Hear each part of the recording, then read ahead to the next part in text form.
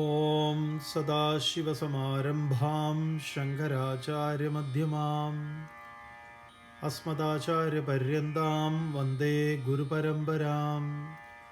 ശ്രുതിസ്മൃതിപുരാണാനാം ആലയം കരുണാലയം. നമാമി ഭഗവത്പാദം ശങ്കരം ലോകശങ്കരം. ശങ്കരം ശങ്കരാചാര്യം കേശവം ബാദരായണം. സൂത്രഭാഷ്യകൃതൗ വന്ദേ ഭഗവന്തൗ പുനഃ പുനഃ. ഈശ്വരോ ഗുരുരാത്മേതി മൂർത്തിഭേദവിഭാഗിനേ. വ്യോമവത് വ്യാപ്തദേഹായ ദക്ഷിണാമൂർത്തയേ നമഃ.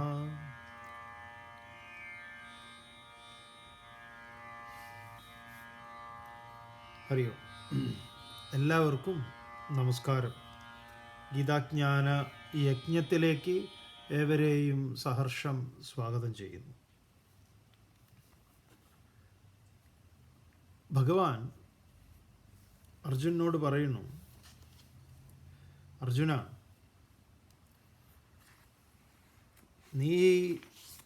നിനക്കിതൊരു അസുലഭമായിട്ടുള്ള ഒരു അവസരമാണ്.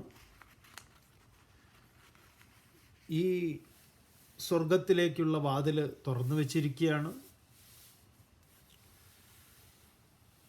ഇത് പറയുമ്പോൾ വാസ്തവത്തിൽ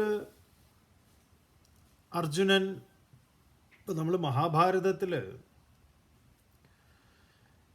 ഈ അർജുനൻ ഈ യുദ്ധം കഴിഞ്ഞ് പാണ്ഡവന്മാരെല്ലാം സ്വർഗത്തിലെത്തിയോ എന്ന് ചോദിച്ചാൽ അങ്ങനെയല്ലല്ലോ.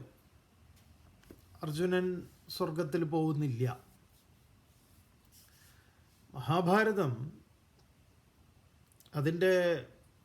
അതിൻ്റെ അവസാനം എന്ന് പറയുന്നത് പാണ്ഡവന്മാരുടെ മഹാപ്രസ്ഥാനമാണ്. പരീക്ഷത്തിനെ രാജ്യഭാരം ഭരണച്ചുമതല ഏൽപ്പിച്ച് ഇവരെല്ലാവരും നടന്ന് നീങ്ങുകയാണ്.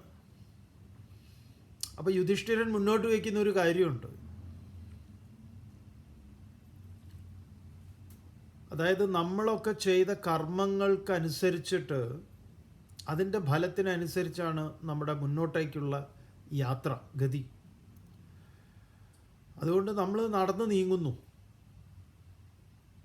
അപ്പം അതിൻ്റെ ഇടയിൽ ആർക്കെങ്കിലും എന്തെങ്കിലും പറ്റിക്കഴിഞ്ഞാലൊന്നും, നമ്മൾ ഓരോരുത്തരും സ്വതന്ത്രരാണ്. ഈ ബന്ധങ്ങളെല്ലാം വേർപിരിഞ്ഞ് നമ്മൾ മുന്നോട്ടേക്ക് യാത്ര ചെയ്യണം. അപ്പോൾ ഈ ഉടമ്പടി എല്ലാവർക്കും സ്വീകാര്യമായി.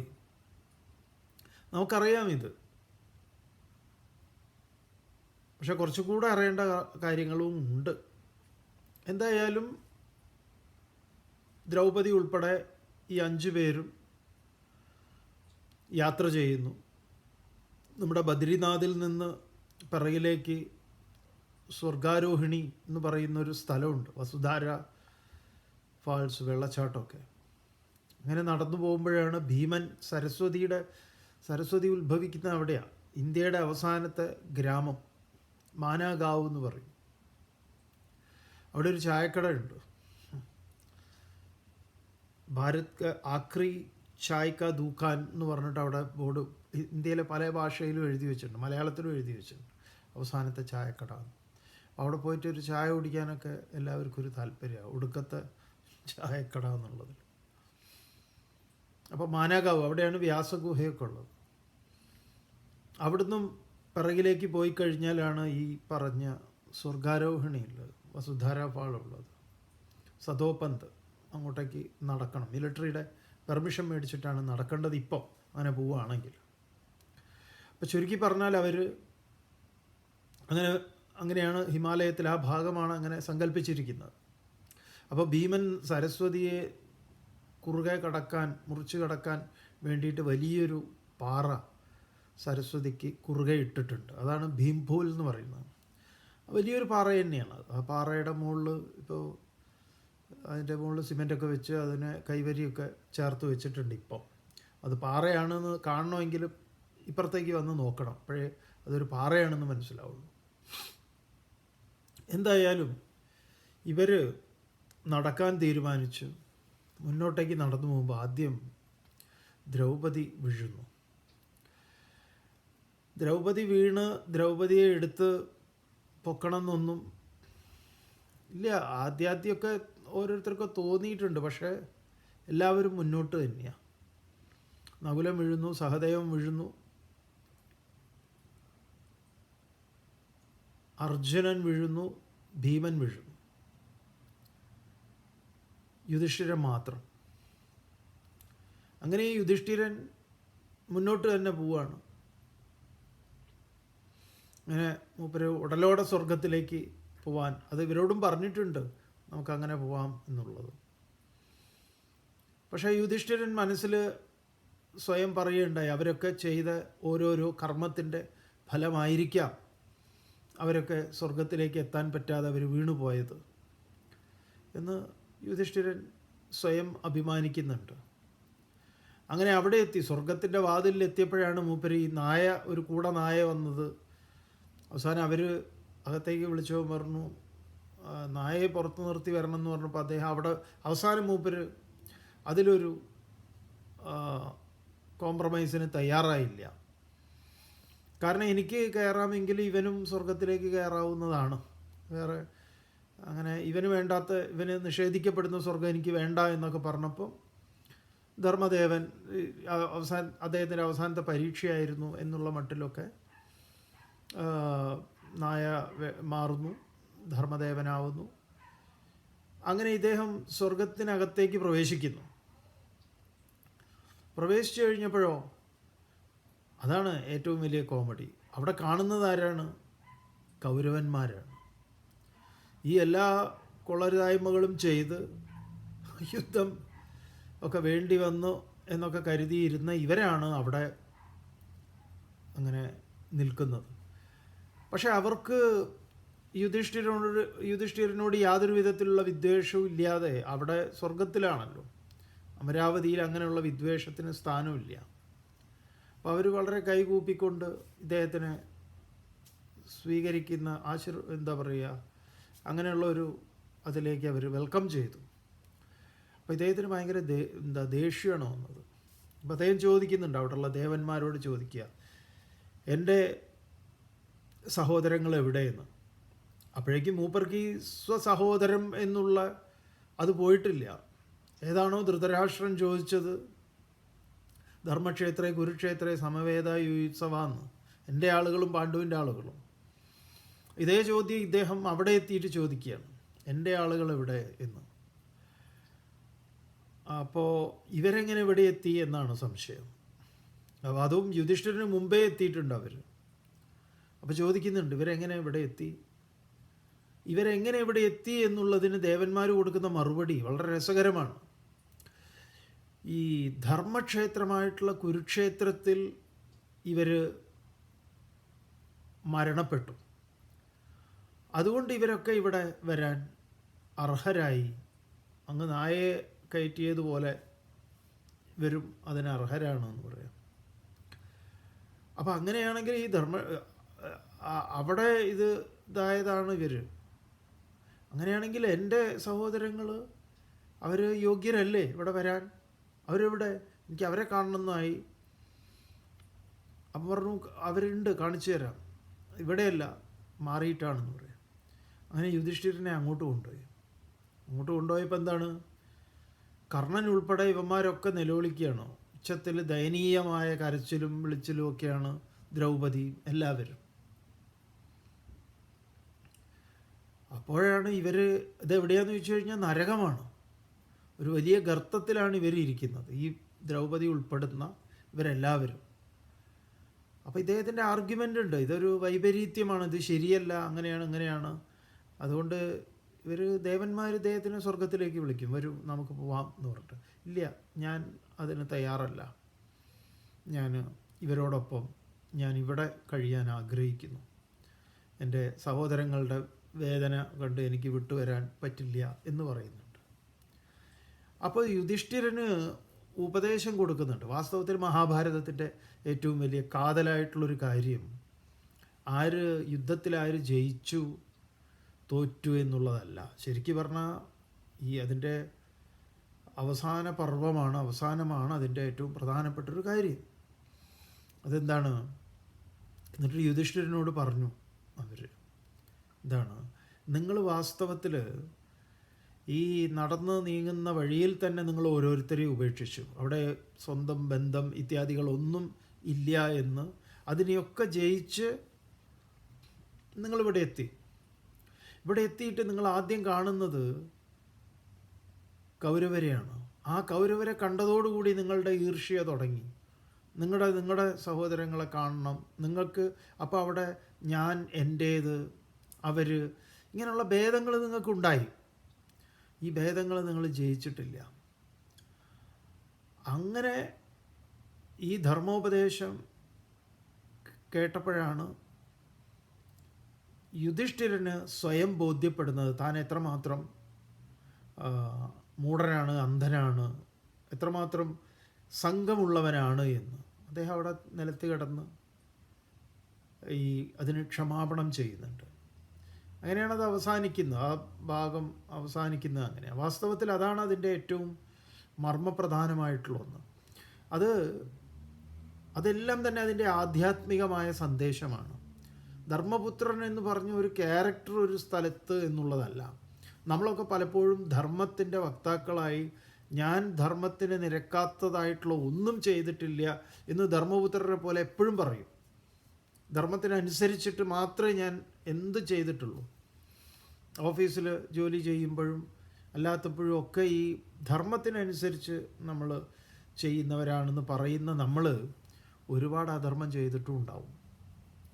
നമുക്ക് പലപ്പോഴും അറിയില്ല എങ്ങനെയാണ് നമ്മൾ ധർമ്മം എന്ന പേരിൽ, നമ്മൾ നേരത്തെ ഈ അർജുനൻ്റെ വിഷാദത്തെക്കുറിച്ച് പറഞ്ഞപ്പോൾ ഈ ആസ്ഥാനത്തുള്ള കൃപയുണ്ടല്ലോ, കൃപയാ ആവിഷ്ട, കൃപയാൽ ആവേശിക്കപ്പെട്ടവനായി എന്ന് പറഞ്ഞിട്ടുള്ളത് അതുപോലെയാണ്. അപ്പോൾ ഈ അസ്ഥാനത്താണ് ഇതൊക്കെ കയറി നിന്നിട്ടുള്ളത്. അതുകൊണ്ട് നമുക്ക് ഇതിൻ്റെ നിജസ്ഥിതി കൃത്യമായിട്ട് അറിയില്ല. അപ്പോൾ മഹാഭാരതം ഇങ്ങനെ ഒരു വലിയ വളരെ സൂക്ഷ്മമായ ഒരു കാര്യമാണ് നമ്മുടെ മുന്നിൽ വെച്ചിട്ടുള്ളത്. അത് വാസ്തവത്തിൽ മഹാഭാരതം ആരുടെ കഥയാണെന്ന് ചോദിച്ചു കഴിഞ്ഞാൽ അവിടെ ഈവൻ കൃഷ്ണൻ പോലും അങ്ങനെയല്ലേ. കൃഷ്ണൻ്റെ അവസാനത്തെ തിരോധാനം എന്ന് പറയുന്നത് ഒരു വേടൻ അമ്പ് ചെയ്ത് കൊല്ലുന്നതാണ്. അറിയാതെയാണെങ്കിലും അങ്ങനെ കൃഷ്ണൻ ശരീരത്തെ ഉപേക്ഷിക്കേണ്ടി വരുന്നു. ഇതിൽ യുധിഷ്ഠിരനാണ് അതേ ശരീരം കൊണ്ട് സ്വർഗത്തിലെത്തുകയും അവിടുന്ന് വീണ്ടും നരകത്തിലേക്ക് ഇവരെ കാണാൻ വരികയും അവിടുന്ന് വീണ്ടും സ്വയം അബദ്ധം മനസ്സിലാക്കുകയും ചെയ്യുന്നു. നമ്മൾ തന്നെയാണ് ഇങ്ങനെ ഈ സ്വർഗത്തിലും നരകത്തിലും ഒക്കെ കയറി ഇറങ്ങി ഈ കളി കളിക്കുന്നത്.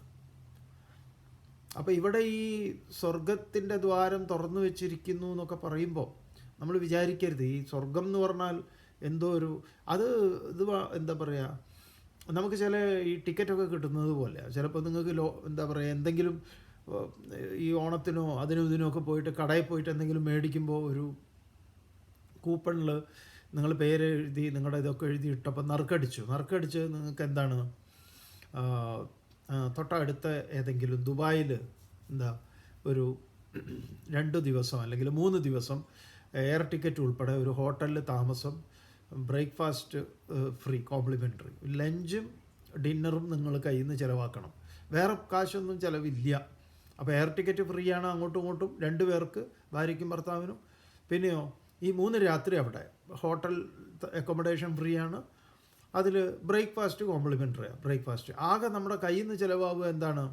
ലഞ്ചും ഡിന്നറും. ഓക്കെ, നമുക്ക് ലഞ്ചും ഡിന്നറും വേണ്ടാന്ന് വയ്ക്കാം, അല്ലെങ്കിലും പോവാൻ ചേട്ടാ എന്നൊക്കെ പറഞ്ഞ് നമ്മൾ പോയപ്പോഴോ ഗംഭീര ഹോട്ടലാണ്, അതിഗംഭീരമായിട്ടുള്ള ഹോട്ടലാണ്. ബ്രേക്ക്ഫാസ്റ്റ് എന്നൊക്കെ പറഞ്ഞാൽ എന്താ അങ്ങനെ നിരത്തിയിട്ടിരിക്കുകയാണ്. ഏതെടുക്കണം എന്നുള്ള ഓടി എടുക്കാം, അത്രയ്ക്കുണ്ട്. ദോശ വേണോ, ഇഡ്ഡലി വേണോ, പുട്ട് വേണോ, ആപ്പം വേണോ, എന്താ പറയുക തട്ടുദോശ വേണോ, എല്ലാ variety south Indian, north Indian, pani puri, ആ പൂരി, ഈ പൂരി എന്ന് പറഞ്ഞിട്ട് അത് എന്താ പറയുക American continental, English breakfast, omelette, ഇത്. പിന്നെ ജ്യൂസ് തരാതരം, അത് ഫ്രഷ് ജ്യൂസ് മുതൽ ക്യാൻ ജ്യൂസ് വരെ ഇഷ്ടംമാതിരി. ഇതെല്ലാം കൂടെ രാവിലെ എന്താ പറയുക ഒരു ദിവസത്തേക്കുള്ളത് രാവിലെ കഴിച്ചു. പിന്നെ റൂം എല്ലാം ഗംഭീരം, സ്വിമ്മിംഗ് പൂള്, അത് ഇതൊക്കെ. പിന്നെ 3 ദിവസം കഴിഞ്ഞാലോ? ക്ഷീണേ പുണ്യേ മർത്യേ ലോകം വിശന്തി എന്ന് പറഞ്ഞ പോലെ ക്ഷീണേ വിസേ അല്ലെങ്കിൽ ക്ഷീണേ ഈ പാക്കേജ് വീണ്ടും നമ്മുടെ വീട്ടിലേക്ക് വരണം. എവിടെയാണോ നമ്മൾ കഞ്ഞി കുടിച്ചത് അവിടെ വരണം. അപ്പോൾ ഇതുപോലെയാണിത്. ഇത് നമ്മുടെ ജീവിതത്തിൽ തന്നെ ഉണ്ട്, അങ്ങോട്ടും ഇങ്ങോട്ടും ഒക്കെ. അപ്പോൾ ഇതാണ് അർജുനനെ ആദ്യം ബോധിപ്പിച്ചു കൊടുക്കുന്നത്, നമുക്ക് ബോധ്യപ്പെടേണ്ടത്. എന്നിട്ട് ഇവിടുന്ന് മുതൽ അതിഗംഭീരമായിട്ട് കാര്യങ്ങളെ പറയുക. ഈ പറഞ്ഞ ആളുകൾ ഓരോരോ വേദവാദരഥന്മാരുണ്ട്. അവർ കർമ്മങ്ങളിൽ, ഈ പറഞ്ഞ വേദത്തിൽ പറഞ്ഞ കർമ്മങ്ങളിലൊക്കെ നിങ്ങളെ കൊണ്ടുപോയി കുടുക്കിയിട്ടിട്ട് അത് കിട്ടും ഇത് കിട്ടും എന്നൊക്കെ പറഞ്ഞ് ഈ പറഞ്ഞ പോലെ വിസയും ബ്രേക്ക്ഫാസ്റ്റും അക്കോമഡേഷനും ഒക്കെ തരും എന്ന് പറഞ്ഞതുപോലെ ഓരോന്നൊക്കെ പറഞ്ഞ് അതിൽ കൊണ്ടുപോയി കിറുങ്ങി കളിക്കുകയാണ് അർജുന. എന്നിട്ട് എന്താ ഈ വേദത്തിൻ്റെ സ്വഭാവം എന്താണ് എന്ന് പറയുകയാണ് 45-ാമത്തെ ശ്ലോകത്തിൽ. ത്രൈഗുണ്യ വിഷയാ വേദ നിസ്ത്രൈഗുണ്യോ ഭവാർജുന നിർദ്വന്ദ്വോ നിത്യസത്വസ്ഥഃ നിർയോഗക്ഷേമ ആത്മവാൻ. നിസ്ത്രൈഗുണ്യ വിഷയോ വേദാഹ. അർജുന, ഈ വേദമുണ്ടല്ലോ അത് ത്രൈഗുണ്യ വിഷയാഹ, അത് 3 ഗുണങ്ങളെ സംബന്ധിക്കുന്ന വിഷയങ്ങളാണ് അതിൽ പറഞ്ഞത്. ഏതാ ഈ 3 ഗുണങ്ങൾ? സത്വഗുണം, രജോ ഗുണം, തമോ ഗുണം. ഈ 3 ഗുണങ്ങളാൽ പ്രഭാവിതമാണ് നമ്മുടെ ഓരോരുത്തരുടെയും വ്യക്തിത്വം. അതിനനുസരിച്ചിട്ടാണ് ഈ അസുരന്മാർ, ദേവന്മാർ, രാക്ഷസന്മാർ എന്നൊക്കെ പറയുന്നത്. ഇത് നമ്മളിൽ പ്രകടമാകുന്നതാണ്. അപ്പോൾ ഇതെന്താണ്? ത്രൈഗുണ്യ വിഷയാവേദ, ഈ 3 ഗുണങ്ങളെക്കുറിച്ച് പ്രതിപാദിക്കുന്നു.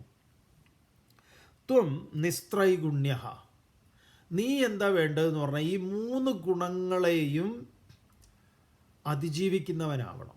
നീ സത്വഗുണിയോ രജോ ഗുണിയോ തമോ ഗുണിയോ ആവാൻ നിൽക്കണ്ട. നമ്മൾ വിചാരിക്കും ഇതൊരു 3 ടയർ കമ്പാർട്ട്മെൻറ്റ് പോലെയാണ്, താഴെ മിഡിൽ മുകളിൽ. സത്വം രജസ് തമസ്. അതിൽ സത്വമാണ് ഏറ്റവും ഉത്കൃഷ്ടം എന്ന് പറഞ്ഞു കഴിഞ്ഞാൽ ഇവിടെ പറയുന്നത് അതും ബന്ധനം തന്നെയാണ്. അതുകൊണ്ട് നീ ഈ 3നെയും അതിജീവിക്കുക. നിസ്ത്രൈഗുണ്യോ ഭവാർജുന നിർദ്വന്ദ്വഃ, രണ്ടിനെ നീ ജയിക്കണം. 2 എന്ന ഭാവങ്ങളെ. യുധിഷ്ഠിരൻ പരാജയപ്പെട്ടത് അതിലാണ്, അവസാനം പോയിട്ട് പരാജയപ്പെടുന്നത്. അപ്പം നമ്മളും അതുപോലെ തന്നെയാണ്.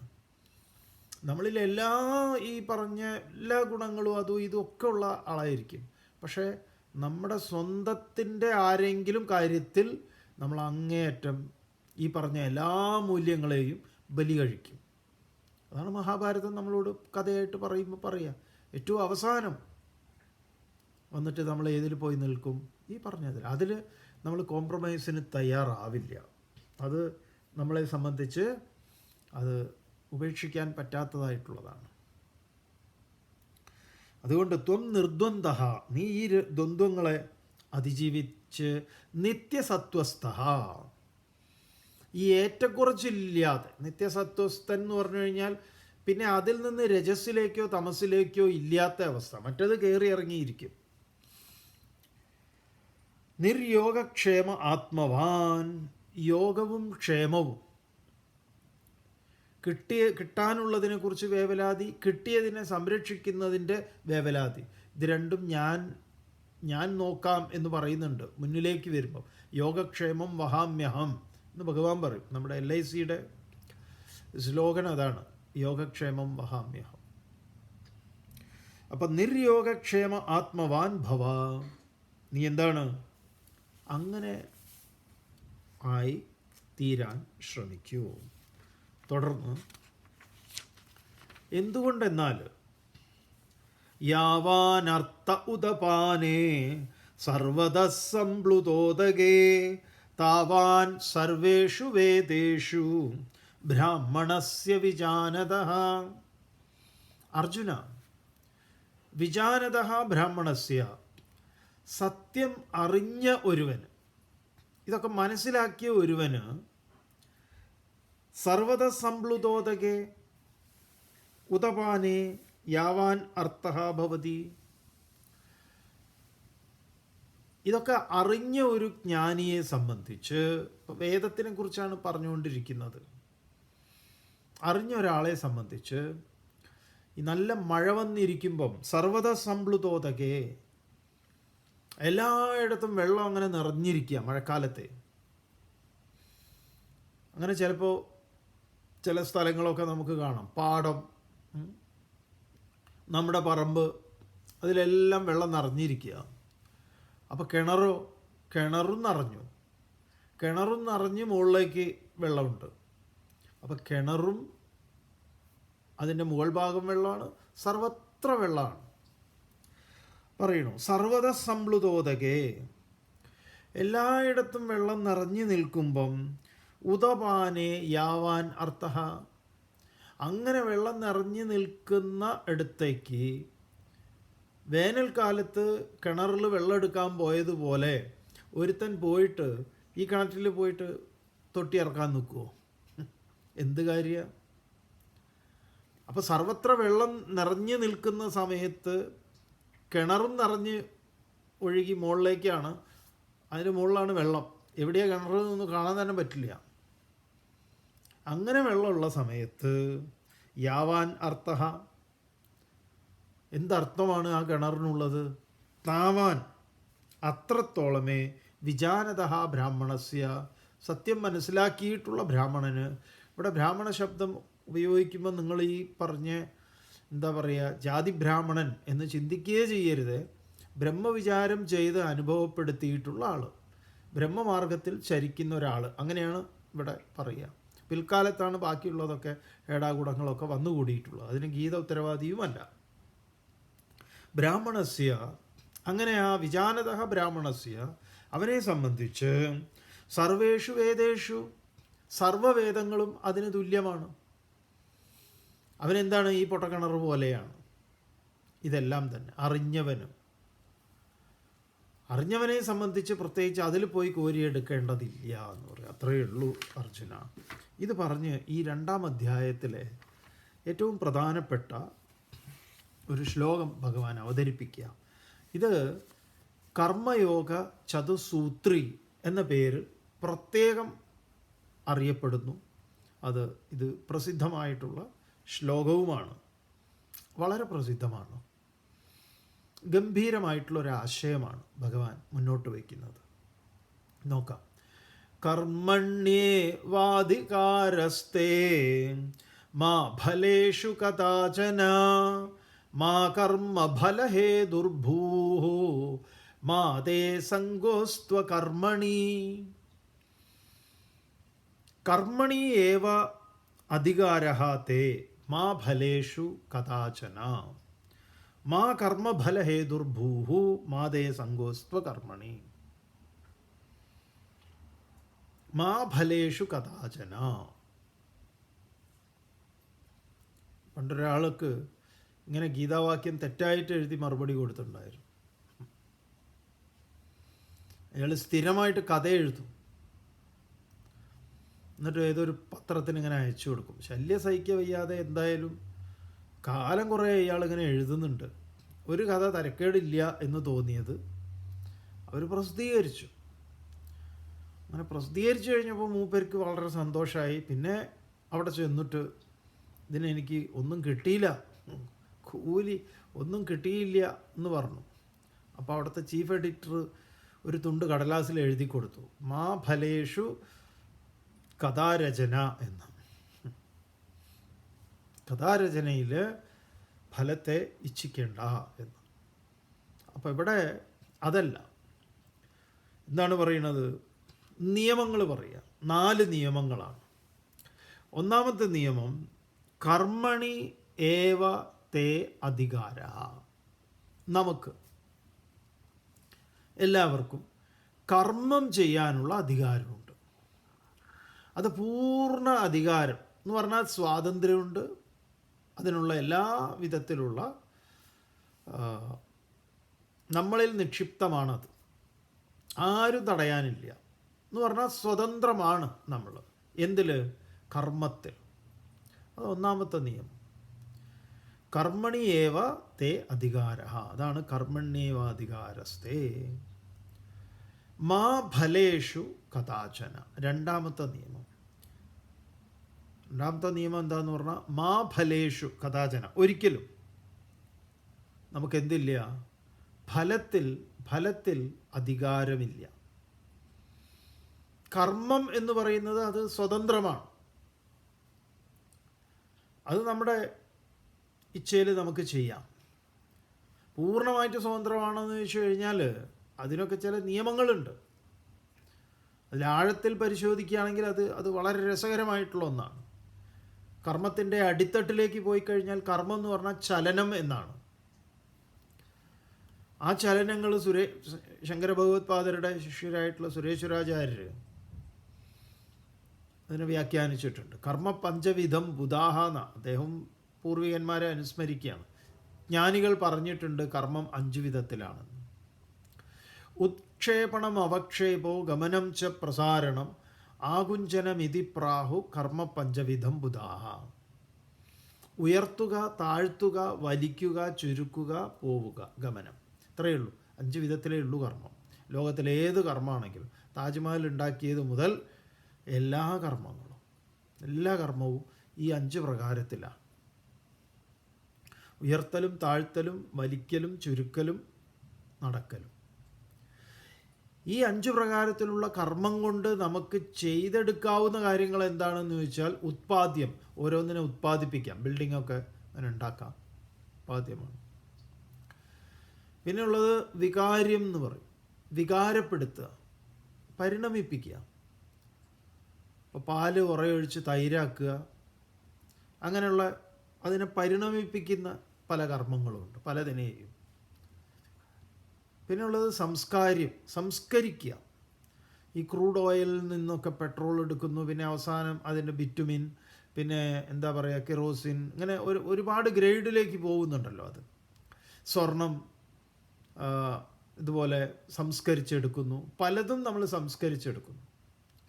ധാതുക്കൾ പലതും സംസ്കാര്യം അത് നമുക്ക് സാധിക്കുന്നതാണ്. അപ്പോൾ ഉത്പാദ്യം, വികാര്യം, സംസ്കാരം, പ്രാപ്യം അല്ലെങ്കിൽ ആപ്യം, ഒരിടത്തുനിന്ന് മറ്റൊരിടത്ത് എത്തുക. ഇത് ഇത്രയും കർമ്മം കൊണ്ട് സാധിക്കുന്നതാണ് 5 എണ്ണം. ഈ 5 വിധത്തിലുള്ള കർമ്മം കൊണ്ട് ഇത്രയും നമുക്ക് സാധിക്കും. അപ്പോൾ ഇതിനൊക്കെയുള്ള സ്വാതന്ത്ര്യം അനുവദിച്ച് തന്നിട്ടാണ് പറയുന്നത് കർമ്മണി ഏവത്തെ അധികാര. പക്ഷേ മാ ഫലേഷു മാ എന്ന് പറഞ്ഞാൽ ഫലത്തിന് അധികാരമില്ല എന്ന് പറഞ്ഞാൽ നിനക്ക് ജോലി ചെയ്യാനേ ഉള്ളൂ അധികാരം, കൂലി ചോദിക്കാൻ അധികാരമില്ല എന്നല്ല. അത് ആരൊക്കെയോ പറഞ്ഞുണ്ടാക്കിയതാണ്. ഈ ജോലിയും കൂലിയും അല്ല ഗീത പറയുന്നത്.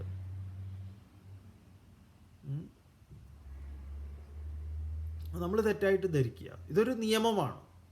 ഈ നിയമം നിങ്ങൾ സ്വീകരിച്ചാലും സ്വീകരിച്ചിട്ടില്ലെങ്കിലും ഇതാണ് കാര്യം. ഇത് ഒരു പ്രപഞ്ച നിയമവും കൂടിയാണ്. ഫലത്തിൽ നമുക്ക് അധികാരവും അവകാശവും ഇല്ല. കാരണം അതെന്താണ്? അത് സ്വതന്ത്രമാണ്. രമണ മഹർഷി പറയും, കർത്തുരാജ്ഞയാ പ്രാപ്യതേ ഫലം കർമ്മ കിം പരം കർമ്മ തജ്ജഡം. അത് ജഡമാണ്. വാസ്തവത്തിൽ കർമ്മം ജഡമാണ്. അത് ചൈതന്യവത്താക്കുന്നത് ആരാണ്? മറ്റൊരു ഘടകവുമുണ്ട്. സിമ്പിളായിട്ട് പറഞ്ഞു കഴിഞ്ഞാൽ ഇലക്ട്രിക് ഉപകരണങ്ങൾ ജഡമാണ്. പക്ഷേ ഇലക്ട്രിസിറ്റിയുടെ സാന്നിധ്യത്തിൽ അത് ചൈതന്യവത്താണ്. ഇപ്പോൾ ബൾബിന് പ്രകാശിക്കാം, ടി വിക്ക് ദൃശ്യങ്ങളൊക്കെ ഉണ്ടാക്കി കാണിക്കാം, സ്പീക്കറിലൂടെ ശബ്ദം വരാം, ഹീറ്ററിലൂടെ ചൂട് വരാം, എയർ കണ്ടീഷനിലൂടെ തണുപ്പ് വരാം, ഫാനിലൂടെ കാറ്റ് വരാം. ഇതൊക്കെ ഇലക്ട്രിസിറ്റി ഉണ്ടെങ്കിൽ മാത്രം ഇത് സചേതനമാണ്. അപ്പോൾ ഈ പറഞ്ഞ ഫാനിനോടും എ സിയോടും ബൾബിനോടും ഒക്കെ പറയാണ്, നിനക്ക് കർമ്മത്തിലേ അധികാരമുള്ളൂ. നിനക്ക് കർമ്മം ചെയ്യാൻ നിനക്ക് സ്വതന്ത്രമാണ്. നിനക്ക് ഇതെന്താ പറയുക, ബൾബ് കത്തിക്കാം, ബൾബെ കത്തിക്കോ, ഫാനെ കറങ്ങിക്കോ. പക്ഷേ ഈ കാറ്റിലും പ്രകാശത്തിലും ചൂടിലും തണുപ്പിലും ഒന്നും നിനക്ക് എന്തില്ല, ഫലത്തിൽ നിനക്ക് അധികാരവും അവകാശവും ഇല്ല. കാരണം അത് മറ്റൊന്നിനെ ആശ്രയിച്ചിട്ട് നിൽക്കുന്നതാണ്. അതിൻ്റെ മുഴുവൻ ഉടമയും വേറെയാണ് ആള്. അതാണ് സത്യം.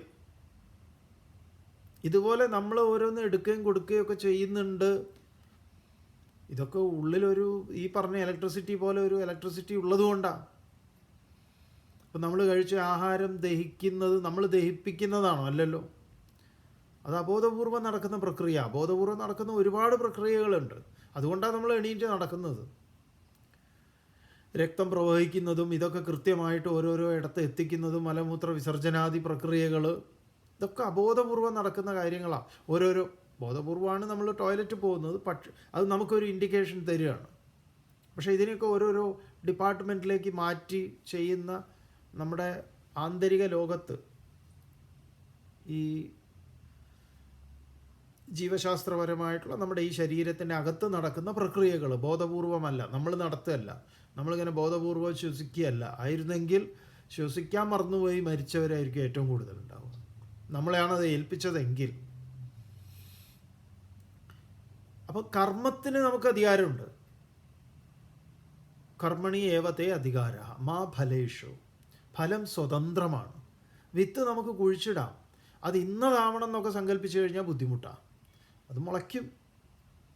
അതിന് അനുകൂല സാഹചര്യമാണെങ്കിൽ അത് മുളയ്ക്കും, പറ്റുകയാണെങ്കിൽ അത് കായ്ക്കും. അതിന് നിർബന്ധം പറഞ്ഞ് പുളിയിൽ മാങ്ങ കഴിക്കണം എന്നൊക്കെ പറഞ്ഞാൽ ബുദ്ധിമുട്ടാണ്. മാ ഫലേഷു കഥാചന മാ കർമ്മഫലഹേതുർഭൂഹു. കർമ്മഫലത്തിന് നാം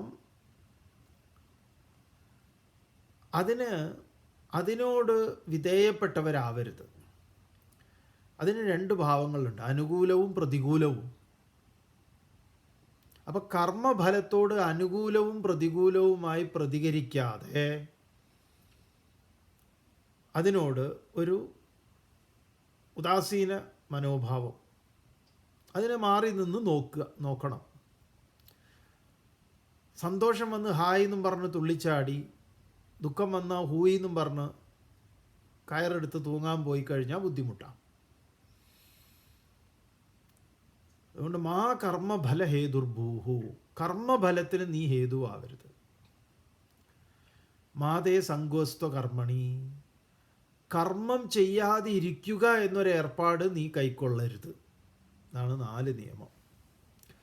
കർമ്മത്തിന് നിനക്ക് അധികാരമുണ്ട്, പക്ഷേ കർമ്മഫലത്തിൽ നിനക്ക് അധികാരമില്ല. എന്തുകൊണ്ട്? അത് സ്വതന്ത്രമാണ്. നീ പ്രത്യേകിച്ച് അധികാരം വെച്ചുകൊണ്ട് ഒരു കാര്യമില്ല. കൈയടിക്കുക എന്നുള്ളത് കർമ്മമാണ്, പക്ഷെ ശബ്ദം ഫലമാണ്. ശബ്ദം ഉണ്ടാവരുതെന്ന് പറഞ്ഞ് കൈയടിച്ചാൽ ശരിയാവുമോ? അതുപോലെയാണ്. അത് സ്വതന്ത്രമാണ്, ഇൻഡിപെൻഡൻ്റ് ആണ്. അത് കർത്താവിനെ ആശ്രയിച്ചിട്ടുള്ളതല്ല. അപ്പോൾ കർമ്മം ചെയ്യാനുള്ള അധികാരം, അവകാശം, സ്വാതന്ത്ര്യം. കർമ്മഫലത്തിൽ സ്വാതന്ത്ര്യമില്ല. കർമ്മഫലത്തിന് ഹേതുവാകരുത്. അതിൽ 2 ഭാവങ്ങൾ, വിപരീതമുണ്ട്, ദ്വന്ദ്വങ്ങളുണ്ട്, അനുകൂലം പ്രതികൂലം. നീ അതിനനുസരിച്ച് പോകരുത്. കർമ്മം ചെയ്യാതിരിക്കുക എന്നൊരു കാര്യം നീ കൈക്കൊള്ളുകയും അരുത്. ഇതാണ് ഈ 4 നിയമം. ഇതിനെയാണ് ചതുസൂത്രി എന്ന് പറയുക. കർമ്മയോഗ സംബന്ധമായ 4 പ്രസിദ്ധമായ സൂത്രങ്ങൾ. ഇത് വളരെ പ്രധാനപ്പെട്ടതാണ്. നിങ്ങൾക്കതിൽ എന്തെങ്കിലും എന്താ പറയുക വിരുദ്ധമായ അഭിപ്രായം ഉണ്ടെങ്കിൽ പങ്കുവയ്ക്കാം. നമുക്ക് ചർച്ച ചെയ്ത് തന്നെ മുന്നോട്ട് പോവാം. നല്ലതാണ്. നിങ്ങളുടെ അഭിപ്രായങ്ങൾ എഴുതി അറിയിക്കൂ. ഇതിലെനിക്ക് വിയോജിപ്പുണ്ട് പറഞ്ഞേക്കാം. കർമ്മഫലം എന്ന് പറയുന്നത് ജോലി കൂലിയല്ല. അതൊക്കെ പിന്നീടുള്ള ഒരു നമ്മുടെ വ്യവസ്ഥിതിയുടെ ഭാഗമാണ്. അത് ന്യായമായിട്ടുള്ള കാര്യങ്ങളാണ്. ഇപ്പോൾ എനിക്കൊരു മണിക്കൂർ ജോലി ചെയ്താൽ ഇത്ര രൂപ കിട്ടണം എന്ന് നമ്മൾ എവിടെയാണോ ജോലി ചെയ്യുന്നത് അവരോട് നമുക്ക് ആവശ്യപ്പെടാം. അതെനിക്ക് ഞാൻ പ്രവർത്തിക്കുന്ന അത് എന്തിനാന്ന് പറഞ്ഞാൽ എനിക്ക് അതുകൊണ്ട് നടക്കേണ്ടുന്ന കുറച്ച് കാര്യങ്ങളൊക്കെ ഉണ്ട്. അതൊക്കെ നിർവഹിക്കാൻ വേണ്ടിയിട്ടാണ്. ഇവിടെ കേവലം വെറും ജോലിയും കൂലിയും മാത്രമായിട്ട് ഈ കർമ്മത്തെ കാണുമ്പോഴാണ് നമുക്ക് ഒന്നും മനസ്സിലാവാത്തത്. പിന്നെ നമ്മൾ ഇതിൻ്റെ മുകളിലേക്ക് ഏടാകൂടങ്ങളൊക്കെ കുത്തിത്തിരുക്കി കയറ്റി. ഇതൊക്കെ സവർണ മാടമ്പികൾ പാവപ്പെട്ടവനെ താഴെ എന്താ പറയുക ഈ പറഞ്ഞ ശൂദ്രന്മാരെയൊക്കെ അടി കൊടുക്കാൻ വേണ്ടിയിട്ടും അവരുടെ അടിമപ്പണി എടുപ്പിക്കാൻ വേണ്ടി ഉണ്ടാക്കിയിട്ടുള്ള നിയമങ്ങളാണെന്നൊക്കെ. അങ്ങനെയൊന്നും അല്ല സുഹൃത്തെ. അങ്ങനെ ഇതൊക്കെ ഉപയോഗിച്ച് ആരെങ്കിലുമൊക്കെ എന്തെങ്കിലുമൊക്കെ ചെയ്തിട്ടുണ്ടാവും.